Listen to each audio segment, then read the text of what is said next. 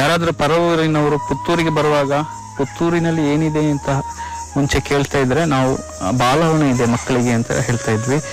ಇನ್ನು ದಯವಿಟ್ಟು ಯಾರು ಹೇಳ್ಬಿಡಿ ಸದ್ಯಕ್ಕೆ, ಯಾಕಂದ್ರೆ ಬಾಲವನದ ಸ್ಥಿತಿ ಹೇಗೆ ಇದೆ ಅಂತೇಳಿ ನೀವೇ ನೋಡ್ಕೊಳ್ಳಿ.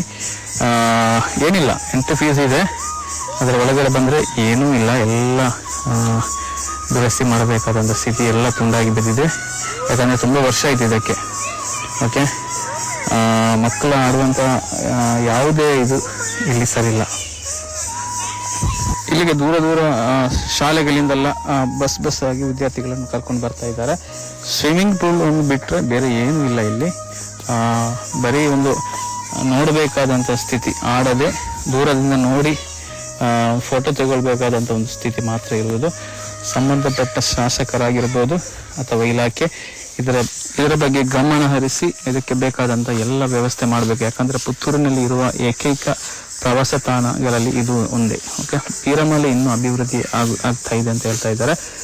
ಇದು ಆ್ಯಕ್ಚುಲಿ ಎಲ್ಲರೂ ಉಪಯೋಗ ಪಡ್ಕೊಳ್ತಾ ಇದ್ರು ಇದರದ್ದು.